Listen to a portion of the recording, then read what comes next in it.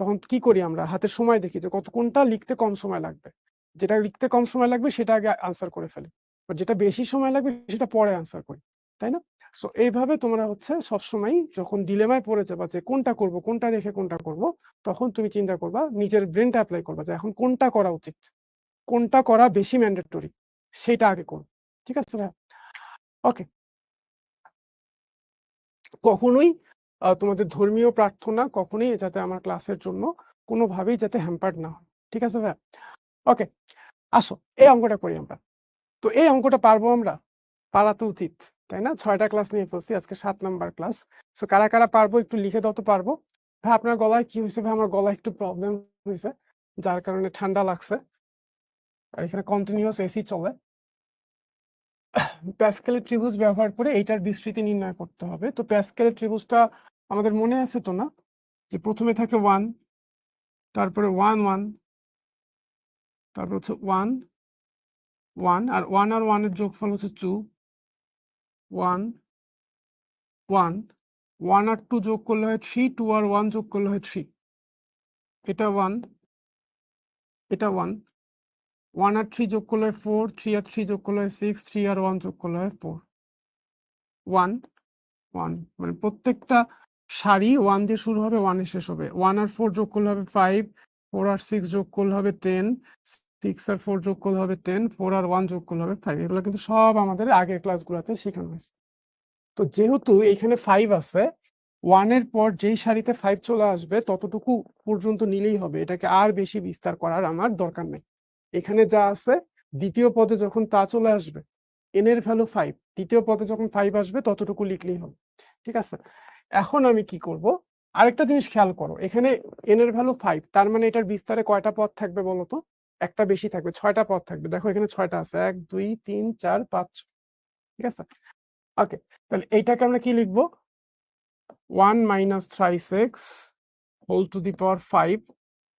প্রথমে আমি এই সহগগুলো লিখে ফেলবো, 1, তারপর হচ্ছে 5, তারপর হচ্ছে 10, আবার 10 5 1, 10 5 1, সবগুলো লিখে ফেললাম, মানে এই যে যা যা আছে সবগুলো লিখলাম। এবার প্রথম পদ যেহেতু 1, তাহলে প্রথম পদ লেখার দরকার নেই। দ্বিতীয় পদ হচ্ছে মাইনাস থ্রাইস এক্স, দ্বিতীয় পদটা লিখবো।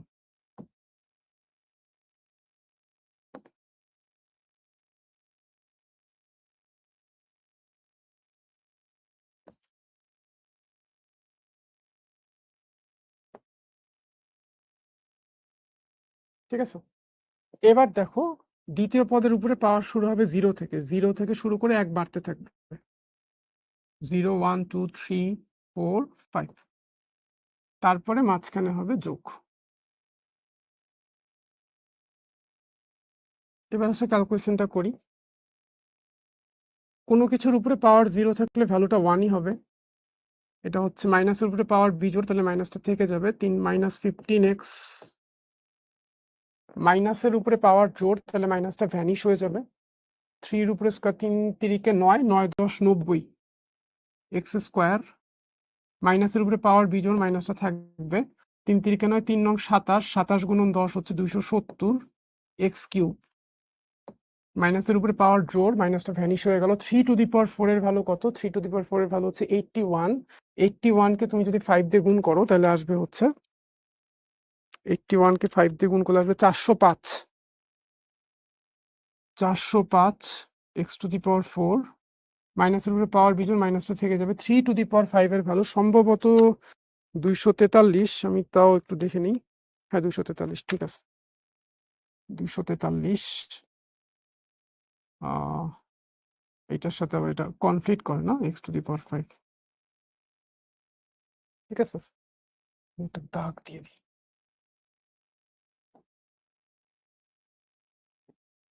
এটা হচ্ছে আমাদের প্যাসকেলের ত্রিভুজটা। ওকে, অঙ্ক তো শেষ, শেষ, ক নাম্বারটা শেষ। সো ক নাম্বারটা আশা করি আমি করার আগেই তোমরা বলতে পারবো। হ্যাঁ, অনেকে মেহবুবা যেমন আনসার লিখে দিছে, ভেরি গুড। জয়দেব লিখে দিছে, ঠিক আছে, ভেরি গুড। ওকে, তো ঠিকঠাক আছে, সবাই বুঝছি তো? প্রথম পদ যদি 1 না হয় অন্য কিছু হইতো, ভাই প্রথম পদ 1 না হয় অন্য কিছু হলে প্রথম পদগুলোও লিখতে হইতো, দ্বিতীয় পদের আগে প্রথম পদ লিখতাম। এবার দ্বিতীয় পদের পাওয়ার 0 হইলে প্রথম পদের পাওয়ার হবে 5, মানে প্রথম পদের পাওয়ার আর দ্বিতীয় পদের পাওয়ার এই দুইটা পদের পাওয়ারের যোগফল সবসময় 5 হইতে হবে। তো দ্বিতীয় পদের পাওয়ার যদি 1 হয় তাহলে প্রথম পদের পাওয়ার হবে 4, দ্বিতীয় পদের পাওয়ার যদি 2 হয় তাহলে প্রথম পদের পাওয়ার হবে 3, দুইটার যোগফল 5 হইতে হবে। এটা হচ্ছে তোমাদের 10.2 এর ম্যাথ। 10.2 এর ম্যাথ, এই ম্যাথগুলো কিন্তু আমি ক্লাসে করাইছি।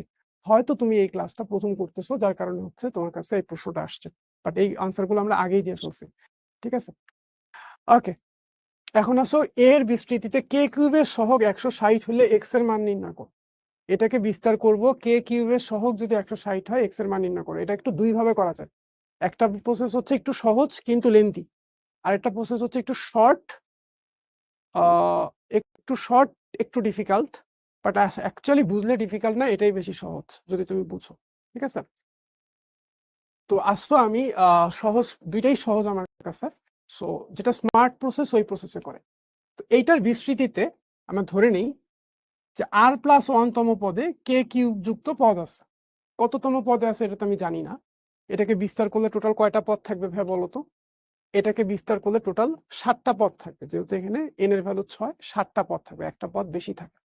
এই 7টা পদের মধ্যে ধরে নিলাম, আমি চাইলে এই 7টা পদই লিখতে পারি, 7টা পদ লিখে বিস্তার করতে পারি, বিস্তার করে যেখানে কে কিউব থাকবে ওই পদটা নিয়ে কাজ করব, হইতে পারে। আরেকটা স্মার্ট প্রসেস হচ্ছে ভাই 7টা পদ কষ্ট করে লেখার দরকার কি, আমরা একটা ধরে নেই যে এটার বিস্তৃতিতে কে কিউব পদটা আছে হচ্ছে r+1 তম পদে, এটা ধরে নিই। ঠিক আছে, ধরি এ এর বিস্তৃতিতে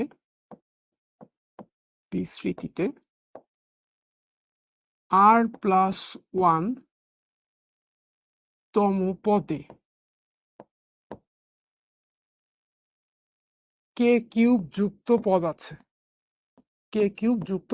এটা ধরে নিলাম। এই প্রসেসটা হচ্ছে আমার কাছে বেশি স্মার্ট মনে হয়। এর বিস্তৃতিতে r+1 তম পদে কে কিউব যুক্ত পদ আছে।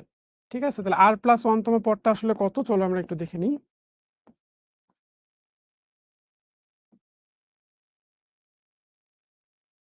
r+1 তম পদটা আসলে কত, এখানে n এর ভ্যালু তো 6, তাহলে এটা হবে হচ্ছে 6cr NCR প্রথম পদ two the power 6 minus r মানে n মাইনাস r, দ্বিতীয় পদ মানে হচ্ছে x/3 two the power r। প্রথম পদের পাওয়ার আর দ্বিতীয় পদের পাওয়ার এই দুইটা পাওয়ারের যোগফল অবশ্যই 6 হইতে হবে। দেখো প্রথম পদের পাওয়ার 6 মাইনাস r, দ্বিতীয় পদের পাওয়ার হচ্ছে শুধু r, দুইটা যোগ করলে যোগফল হচ্ছে 6। ঠিক আছে, এখন এটাকে যদি একটু সিম্পলিফাই করো তুমি 6cr 2 two the power 6 minus r into k two the power 6 minus r, এটাকে একটু ভেঙে ভেঙে লিখলাম, এটা হচ্ছে তোমার x/3 whole to the power r। এখন আমি তোমাকে বলছিলাম, শুরুতেই অ্যাজাম্পশন করে নিছিলাম যে r+1 তম পদে কে কিউব যুক্ত পদ আছে, কিন্তু এখন আমি খেয়াল করতেছি যে r+1 তম পদে কে এর পাওয়ারটা 6 মাইনাস r, তার মানে আমার অ্যাজাম্পশন যদি ট্রু হয় তাহলে এই 6 মাইনাস r এর ভ্যালু হইতে হবে 3। ঠিক আছে, তাহলে আমি লিখবো প্রশ্ন মতে দেখো এখানে কে এর ভ্যালু কত, 6 মাইনাস r, কে এর পাওয়ার কত, 6 মাইনাস r ইকুয়ালস টু, আমি ধরবো হচ্ছে কে এখানে পাওয়ারটা হচ্ছে 3, এখান থেকে r এর ভ্যালুটা বের করব, r ইকুয়ালস টু হবে 6 মাইনাস 3, তার মানে r এর ভ্যালুটা হবে 3। r এর ভ্যালু যদি 3 হয় তাহলে r+1 তম পদ মানে চতুর্থ পদে আমার কে কিউব যুক্ত পদ আছে। ঠিক আছে,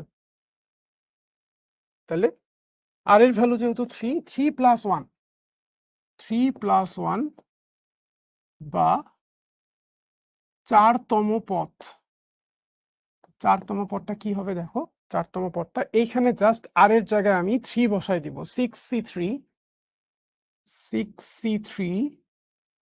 তারপর হচ্ছে 2 টু দি পাওয়ার 6 মাইনাস 3 মানে 2q, 6 থেকে 3 বিয়োগ করলে তো 3 থাকবে, কে টু দি পাওয়ার 6 মাইনাস 3, 6 থেকে 3 বিয়োগ করলে 3ই থাকবে, এই r এর জায়গায় 3 বসালাম, 6 থেকে 3 বিয়োগ করব, বিয়োগফল 3, আর x/3 whole to the power 3, x/3 whole to the power 3।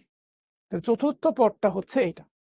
এখানে কে কিউবের সহগ কত? কে কিউবের সহগ হচ্ছে কে কিউব বাদে বাকি যা কিছু আছে সবকিছু হচ্ছে কে কিউবের সহগ। কে কিউবের সহগ কে কিউবের সহগ হচ্ছে 6c3 ইন্টু 2 কিউব, ঠিক আছে, 2 cube into x/3 whole cube. এটা হচ্ছে কে কিউবের সহগ। আর প্রশ্ন মতে কে কিউবের সহগ হচ্ছে 160, তাহলে কে কিউবের সহগ হচ্ছে 160, এটা প্রশ্ন মতে। 6c3 এর ভ্যালু কত? 6c3 এর ভ্যালুটা আমি ক্যালকুলেটরে বসায় বের করে ফেলতে পারি। 6c3 এর ভ্যালু হচ্ছে 20, 2 কিউবের ভ্যালু হচ্ছে 8, এটা হচ্ছে x cube by 3 3 9 3 9 27,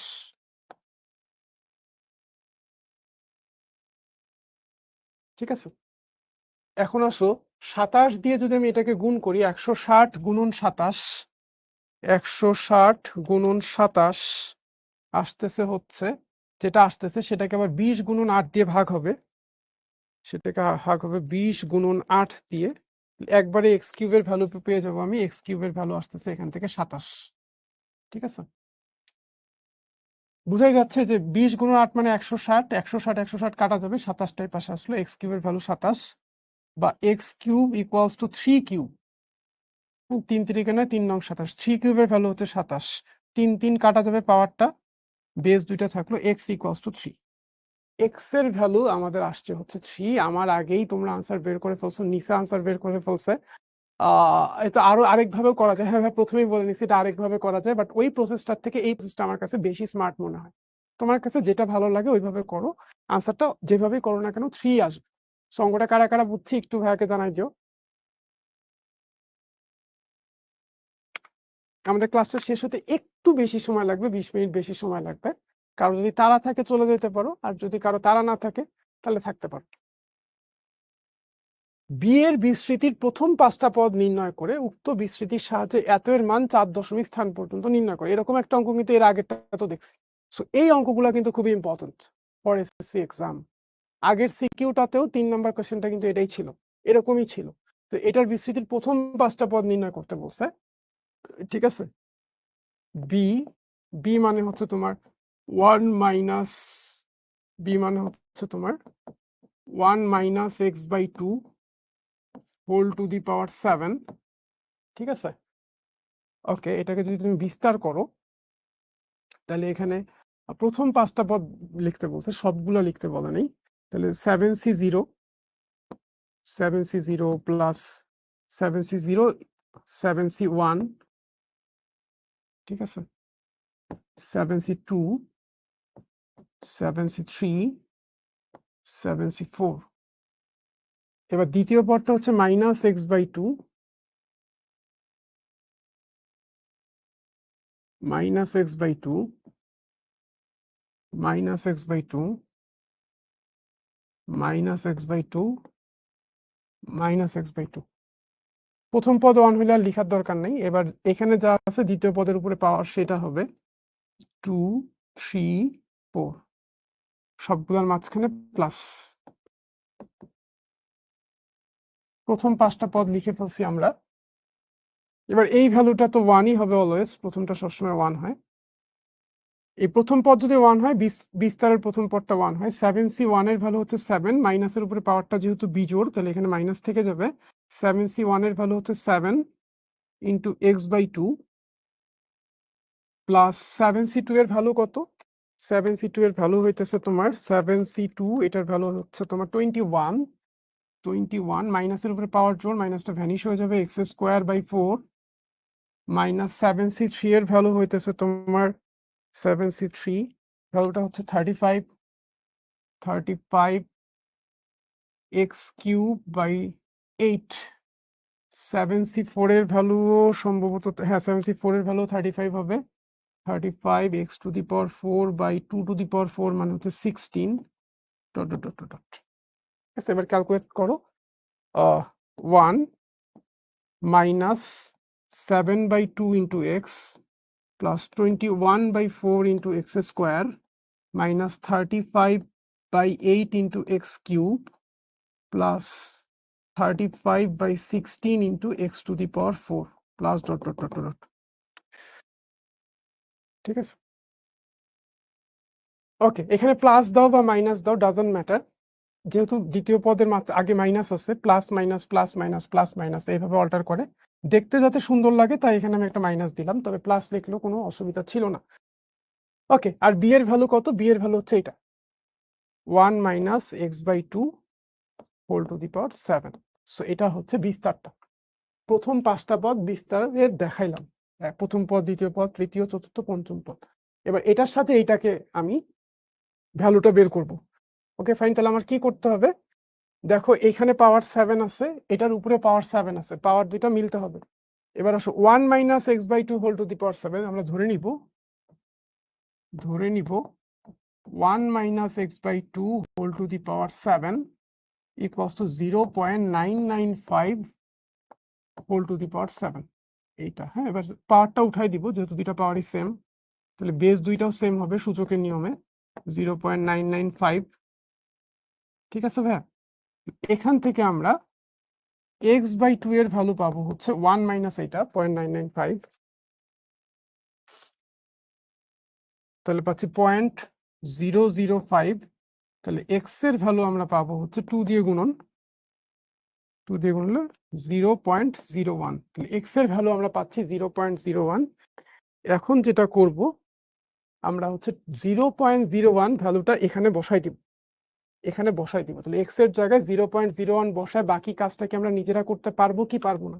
just x এর জায়গায় 0.01 বসাই দিবা, তাহলে এইখানে দেখবা যে এইটা চলে আসছে 0.995 টু দি পাওয়ার 7 চলে আসছে, আর এখানে একটা ভ্যালু আসবে, সেই ভ্যালুটা তোমরা 4 দশমিক মান নিবা, মানে পয়েন্টের পরে 4টা ভ্যালু নিবা, এর বেশি নিবা না। ঠিক আছে, পয়েন্টের পরে 4টা মান নিবা, পারবা। Okay fine, very good.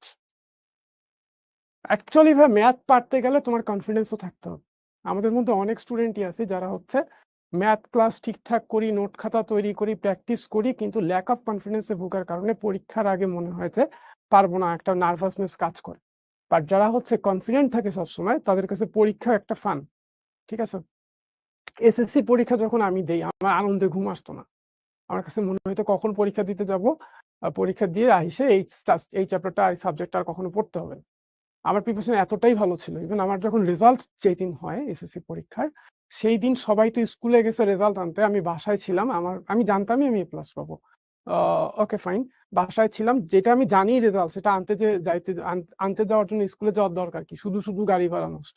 বাসায় থাকি, ঘুমায় গেছি বাসায়, এমন সময় আমার ফ্রেন্ড ফোন দিছে, ফোনের রিং বাজার কারণে আমার ঘুম ভেঙে গেছে, ফোন ধরলাম, জানাইলাম আমি গোল্ডেন এ প্লাস পাইছি, আমি তো এটা জানতামই। আমি একটু বিরক্তই হয়েছি।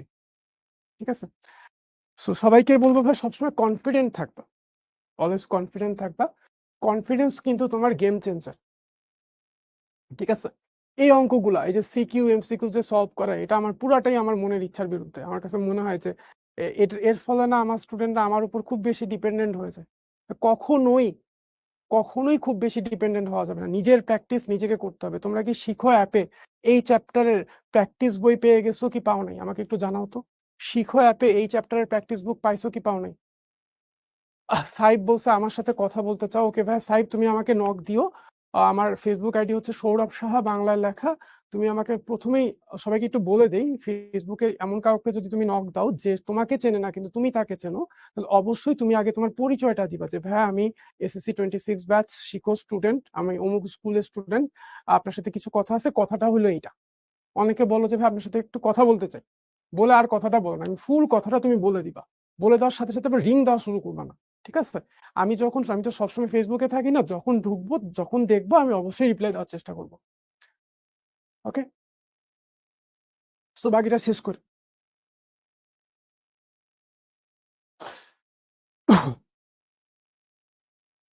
ওকে, এটা একটা ছবি রাখছি, যেহেতু আজকে শেষ ক্লাস, কিছু জ্ঞান টান দিয়ে যাই। তো আমাদের মধ্যে এরকম একটা ফিলিংস তৈরি হয় মাঝে মাঝে যে পৃথিবীর সবচেয়ে বড় যুদ্ধ, হ্যাঁ, পৃথিবীর সবচেয়ে বড় যুদ্ধে কিন্তু কোনো রক্তপাত হয় না। এই যুদ্ধটা আমরা প্রতিনিয়ত নিজের সাথে নিজে করি। আমার ব্রেন আর আমার মাইন্ডের মধ্যে একটা যুদ্ধ চলে। পড়তে বসছি, তুমি কিন্তু জানো যে ভাইয়া ঠিকঠাক মতো পড়লেই তুমি রেজাল্ট ভালো করতে পারবা, আদারওয়াইজ রেজাল্ট ভালো হবে না। মন চাচ্ছে ঘুমাইতে, আর ব্রেন বলতেছে পড়। মন বলতেছে এখন একটু ঘুমা, না পড়লে হবে। এই যে তোমার ব্রেনের সাথে মনের যে যুদ্ধটা, এই যুদ্ধে যদি তোমার ব্রেনটা জিতে যায় তাহলে তুমি জিতে গেলা। ঠিক আছে? সো লাইফের সবচেয়ে বড় যুদ্ধ হচ্ছে নিজের সাথে নিজের যুদ্ধ, মি ভার্সেস মি। সো এই যুদ্ধে যে জয়ী হইতে পারে সে দুনিয়া জয় করতে পারে। ঠিক আছে? সো সবসময়ই যাতে তোমার বিবেক এবং তোমার যেটা করতে ইচ্ছা করতেছে এই দুইটার মধ্যে একটা কনফ্লিক্ট থাকে ম্যাক্সিমাম ক্ষেত্রে। এই কনফ্লিক্টে যে জয়ী হচ্ছে সেই তোমার আসলে ভবিষ্যৎ গন্তব্য নির্ধারণ করে দিচ্ছে। ঠিক আছে? সো এখন আমার ক্লাসটা সোয়া ঘন্টা 7:15 শেষ হওয়ার কথা। 10 মিনিট বেশি হচ্ছে, 15 মিনিট বেশি হচ্ছে। অনেকেই চাচ্ছ ভাইয়া চলে যাইতে। কেউ লিভ নিয়েও ফেলছো, সাইলেন্টলি লিভ নিতেই পারো। বাট কেউ আছো ভাই আমার ইচ্ছা করতেছে না কিন্তু আমি থাকবো শেষ পর্যন্ত। This is a choice, this is your selection. তুমি কি সিলেক্ট করতেছো, কি চুজ করতেছো, এটাই অ্যাকচুয়ালি তোমার ডেস্টিনিটা তৈরি করে দেবে। ঠিক আছে? সো সবসময় চেষ্টা করবা যে নিজের সাথে নিজের যুদ্ধে যাতে তুমি নিজেই জয়ী হইতে পারো। ঠিক আছে? বিবেক বুদ্ধি অ্যাপ্লাই করে সবসময় সিদ্ধান্ত নিবা। যে কোনো সিদ্ধান্তের আগেই সবসময় বিবেক বুদ্ধি অ্যাপ্লাই করবা। আমি অনেক মানুষ দেখি যারা হচ্ছে অনেক উচ্চ শিক্ষিত কিন্তু নিজের সাথে নিজের যুদ্ধে হেরে যায়। মানসিকভাবে তারা অনেক দুর্বল। ঠিক আছে? সবসময় নিজের সাথে নিজের যুদ্ধে নিজেকেই জিততে হবে। অন্যের হেল্প নিয়ে না ভাই। অন্যের কাছে টিপস নিতে পারো, পরামর্শ নিতে পারো। বাট তুমি যদি খুব বেশি মানুষের সাথে নিজের প্রবলেমটা শেয়ার করো, যার সাথে শেয়ার করতেছো সেই তোমার সবচেয়ে বড় ক্ষতিটা করতে পারে। সো খুব বিশ্বাসযোগ্য মানুষ ছাড়া, খুব কাছের কোনো বড় ভাই বা বড় আপু ছাড়া বা আব্বু আম্মু ছাড়া, হ্যাঁ, খুব বেশি মানুষের কাছে নিজের প্রবলেম শেয়ার করতে নেই। ঠিক আছে? খুব লিমিটেড মানুষের কাছে যাদের উপর যারা তোমার আসলেই ভালো চায়, মন থেকেই ভালো চায়, নো ডাউট, তাদের সাথে হয়তো তুমি তোমার প্রবলেমটা শেয়ার করতে পারো। বাট নিজের সাথে নিজের যুদ্ধে নিজেকেই লড়তে হয়, নিজেকেই জিততে হয়। ঠিক আছে? সো যেমন একটা এক্সাম্পল রাখছি আমি এরকম যে, ধরো যে তোমার মাইন্ড বলতেছে I hate work, let's go home, চলো বাড়ি চলে যাই, কারণ আমার কাজ করতে ভালো লাগে না। সো কিন্তু তোমার ব্রেন বলতেছে ইটস অনলি 10 AM, সো আমার এখন 10টা বাজে মাত্র, আমার এখানে কাজ করতেই হবে। সো নিজের সাথে রিলেট করে নাও ব্যাপারটা। ঠিক আছে? সো সবসময় মনে রাখবা ব্রেন আর মাইন্ডের যুদ্ধে যাতে তোমার ব্রেনটা জয়লাভ করে, তাহলে তুমি জিতে যাবা। ওকে, গল্প বলবেন না। এই যে CQ3 এটা আমি করাইলাম না, এরকম টাইপের ম্যাথ আমি অনেকগুলা করাইছি। তো সবাইকে রিকোয়েস্ট করব, শিখর প্র্যাকটিস বুকটা যদি তুমি পেয়ে থাকো, দেখবা শিখো অ্যাপের মধ্যে আমাদের প্র্যাকটিস বুক আছে। এই প্র্যাকটিস বুকটা একদম ঝেড়ে ফেলবা মানে একদম প্রথম থেকে শেষ পর্যন্ত নিজে সলভ করে ফেলবা, প্রথম থেকে শেষ পর্যন্ত। অনেকগুলো প্র্যাকটিস প্রবলেমের সলিউশন দেওয়া আছে, বাট তুমি কখনোই সলিউশন দেখবা না, আগে সলভ করবা, তারপরে হয়েছে কিনা সলিউশন মিলাই দেখবা, তাহলে তুমি এটা করার মানে রিয়েল বেনিফিটটা পাবা। ঠিক আছে? সো কখনোই তুমি হুটহাট মানে আহ আমার উপর খুব বেশি ডিপেন্ডেন্ট হও না ভাই। ঠিক আছে? টিচারের উপর খুব বেশি ডিপেন্ডেন্ট হও না। ততটুকুই টিচারকে দরকার যতটুকু না হলেই না, এর বেশি হলে বিপদ। কোনো কিছুই মাত্রার অতিরিক্ত ভালো না। ঠিক আছে ভাই? কিছু MCQ গত ক্লাসে দেখাইছি, বোর্ডে আসার মতো 2টা সিকিউ আজকে ক্লাসে দেখাইছি, এর আগেও একটা সিকিউ দেখাইছিলাম 5 নাম্বার ক্লাসে। সো এখন তোমার উচিত শিখর প্র্যাকটিস বইয়ে যতগুলা প্রবলেম আছে সবগুলা প্রবলেম একটা একটা করে সলভ করে ফেলা। কোনো প্রবলেমে যদি আটকায় যাও তাহলে কি করবা? একটু বলে দেই। তোমাদের আব্বু আম্মুর যদি ফেসবুক আইডি থাকে বা তাহলে সেই আইডি থেকে, বা তোমার যদি থেকে থাকে, আমি এক্সপেক্ট করি তোমার থাকবে না, হ্যাঁ, তোমার এখনো ফেসবুক আইডি খোলার বয়স হয় নাই, আমি যেটা বিলিভ করি, তারপরেও আছে এটাও জানি। সো যেটা করবা, তোমাদের যে পেইড গ্রুপটা আছে ওই পেইড গ্রুপে তোমরা হচ্ছে ওই প্রবলেমটা পোস্ট করে দিবা, দেখবা কেউ না কেউ সলভ করে দিচ্ছে। ঠিক আছে? ওকে, এইটার একটা স্ক্রিনশট নিয়ে নিব আমরা। আর হোমওয়ার্ক গুলো সাবমিটও করবা হচ্ছে তোমাদের পেইড গ্রুপটা, হোমওয়ার্ক গুলো সাবমিট করবো তোমাদের আমাদের পেইড গ্রুপটাতে। ও সরি, ঠিক আছে, এইটা একটা হোমওয়ার্ক। সো এটা একটু স্ক্রিনশট নিয়ে নিই এবং লিখবো হচ্ছে এসএস ডান। সামনে তো প্রি টেস্ট, হ্যাঁ ভাই সামনে তো প্রি টেস্ট, যার যেটাই হোক কোনো অসুবিধা নেই, যে পরীক্ষাটাই হোক এটা যাতে তুমি খুব সফলভাবে উতরাইতে পারো। Life is a challenge, each and every day is a kind of exam. So প্রত্যেকটা এক্সাম যাতে তুমি সফলভাবে পাড়ি দিতে পারো, নিজের উপর সবসময় আস্থা রাখতে হবে, বুঝছো? সেলফ বিলিভ বা কনফিডেন্স এটা অ্যাকচুয়ালি গেম চেঞ্জার, তুমি নিজেও জানো না, আমি বুঝি এই পর্যায়ে এসে। তোমাদের স্টেজটা আমি কবেই পার করে আসছি, তাই না? সো সবসময় কনফিডেন্ট থাকবা। অনেকে আসো নার্ভাসনেসে ভুগো, ওভার থিঙ্ক করো, টেনশন করো। ওভার থিঙ্কিং, টেনশন এগুলো তোমার কনফিডেন্সকে কমায় দেয়। অনেকে আসো গার্ডিয়ান সহ ওভার থিঙ্ক করো, আমি অনেক ক্ষেত্রে দেখছি আম্মুরা অনেক বেশি ওভারথিংক করে, যেটা সন্তানের মধ্যে সঞ্চারিত হয় এবং ২ জন মিলেই ল্যাক অফ কনফিডেন্স এ ভোগার কারণে পরীক্ষা খারাপ। সো পরীক্ষায় ভালো করার জন্য শুধুমাত্র মানে রেগুলার প্র্যাকটিসে এনাফ না, কনফিডেন্স ধরে রাখাও এনাফ। সো আমরা আসলে সন্তানদেরকে উৎসাহিত করব। একটা ম্যাথ পারলে বলতেই পারি, "বাহ! তুমি এই ম্যাথটা পারছো। একটু চেষ্টা করলে বাকিগুলোও পারবা।" এই জিনিসটাই টনিকের মতো কাজ করে। সবকিছু বলে হয় না। এই কাজটা করো, এই কাজটা করো এভাবে বলে হয় না। কিছু জিনিস উৎসাহিত করলে ও নিজে থেকেই করে নিবে। আর এই বয়সে এসে কাউকে আসলে জোর করে পড়তে বসায় ভালো রেজাল্ট আনা সম্ভব বলে আমার মনে হয়। হয়তো ভালো রেজাল্ট বলতে জিপিএ 5, বাট জিপিএ 5 ই তো আসলে সব কথা না, মানে শেষ কথা না। সো এই বয়সে এসে নিজের আগ্রহে যে পড়ে সেই শুধুমাত্র ভালো কিছু বা ভালো কিছু এক্সপেক্ট করতে পারে। ওকে, আরেকটা হোমওয়ার্ক। এটা একটু স্ক্রিনশট নিয়ে নাও। এটা আরেকটা হোমওয়ার্ক।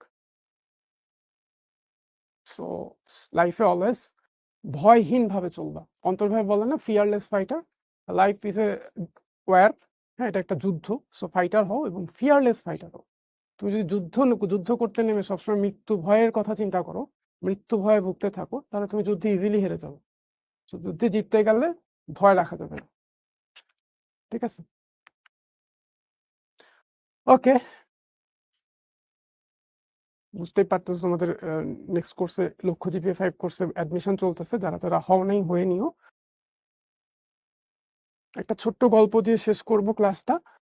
অ্যাকচুয়ালি তোমাদের সাথে আমার বাইনোমিয়াল বা দ্বিপদী বিস্তৃতির শেষ ক্লাস আজকে। সো শেষ গল্পটা হচ্ছে এরকম, এটা জানোই, বুঝতেই পারতেছো, Gulliver's Travels by Jonathan Swift. But actually Gulliver's Travels গল্পটা কিন্তু আমরা সবাই জানি না। এটার অ্যাকচুয়ালি ৪ টা পার্ট আছে। প্রথম পার্টটা হচ্ছে এরকম যে গালিভার সমুদ্র যাত্রা করতেছিল, সে ছিল নাবিক।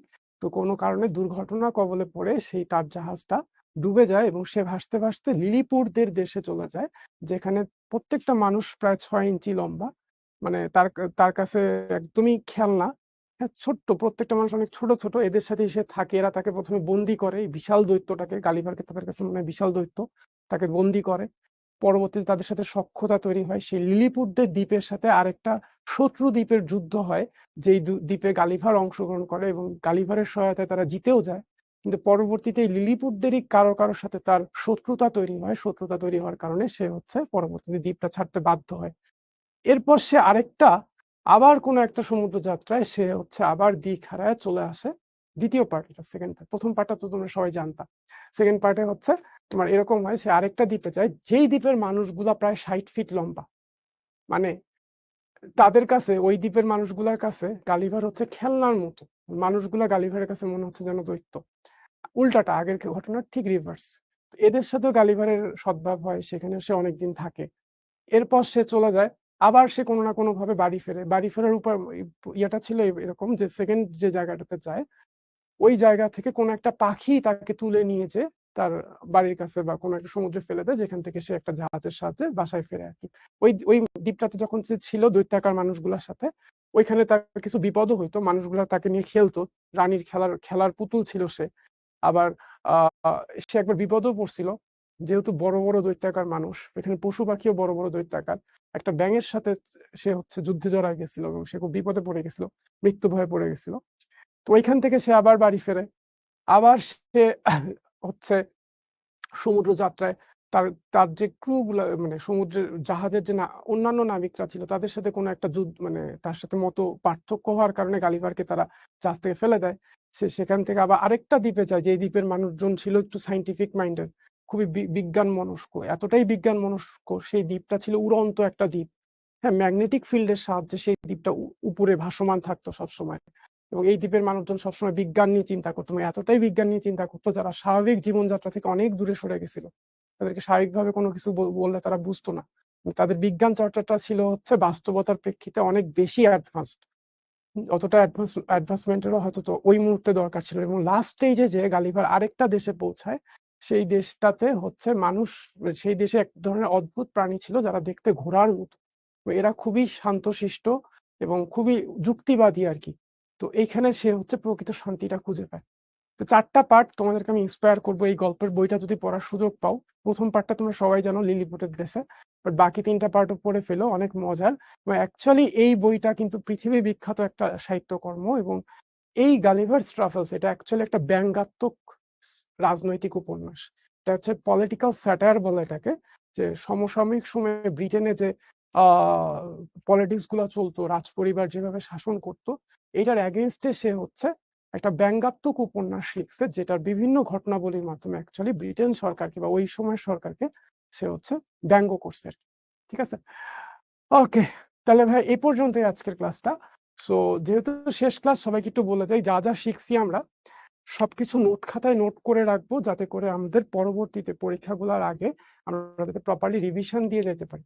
ঠিক আছে, যে কোনো পরীক্ষায় ভালো করতে গেলে কিন্তু রিভিশন মাস্ট, আর রিভিশন যাতে স্মুথ হয় এই জন্য অবশ্যই আমরা নোট খাতা তৈরি করব, এবং একই সাথে আমরা রেগুলার ম্যাথ করব। ম্যাথে ভালো করতে গেলে ম্যাথকে ভালোবাসতে হবে। ম্যাথের প্রতি ভালোবাসা তখনই আসে যখন তুমি ম্যাথটা ভালো মতো বুঝবা, এবং ম্যাথটা ভালো মতো বুঝার পরে ম্যাথটা যখন কয়েকবার করে ফেলবা তখন ওই জিনিসটা তোমার মধ্যে গেঁথে যাবে। ঠিক আছে, লাইফে শর্টকাট, সাকসেসের কখনো শর্টকাট হয় না। There is no shortcut to success. আমরা জীবনে সবাই সফল হইতে চাই, কিন্তু কখনোই কষ্ট করতে চাই না। এইটাই হচ্ছে ভুল। ঠিক আছে, তোমার যদি সফল হইতেই হয় তাহলে কষ্ট করতেই হবে। ঠিক আছে, তোমার যদি নদী পাড়ি দিতেই হয় তাহলে হয় তোমাকে সাঁতরাইতে হবে, নতুবা কোনো জলযানের আশ্রয় নিতে হবে, সাহায্য নিতে হবে, বা কোনো ব্রিজ পাড়ি দিতে হবে। এগুলো যদি কোনোটাই না করো তাহলে তো তুমি নদীটা পাড়ি দিতে পারবে না। একইভাবে তুমি যদি সাফল্য পাইতে চাও, অবশ্যই তোমাকে ঘাম ঝরাইতে হবে। আর যদি ঘাম না ঝরাই তুমি কোনো জিনিস অ্যাচিভ করো, তাহলে ওইটা সাফল্য হবে না, এটা সবাই অ্যাচিভ করতে পারবে। ঠিক আছে, তো একটা জিনিসের জন্য যতটা বেশি ঘাম ঝরাইতে হয়, ওই জিনিসটা পাওয়ার পর ততটাই স্যাটিসফ্যাকশন কাজ করে। আর অবশ্যই তোমাদের নিজের উপর বিশ্বাস রাখতে হবে, কারণ a man is what he believes. মানুষ যা বিশ্বাস করে অ্যাকচুয়ালি সে তাই। তোমরা অনেকেই আমাকে ইনবক্সে নক করে বলো, ভাই আমি কি পারবো, আমি কি পারবো। তুমি যদি বিশ্বাস করো, সবসময় ডাউট ফিল করো যে আমি পারবো কি পারবো না, এরকম যদি সবসময় কনফিউশনে থাকো, তাহলে ভাই তুমি কখনোই পারবে না। তোমাকে পারতে হলে ফার্স্ট অফ অল তোমাকে কনফিডেন্ট হতে হবে। ঠিক আছে, আমি কি পারবো মানে আমি না পারলে কেউ পারবে না।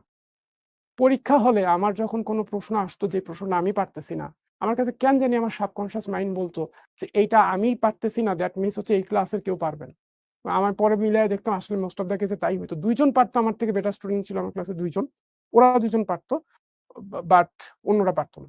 এটা আমি সবসময় ফিল করতাম, এটা আমি পারতেছি না তার মানে ক্লাসে তেমন কেউ পারবে না। সো কনফিডেন্ট থাকো।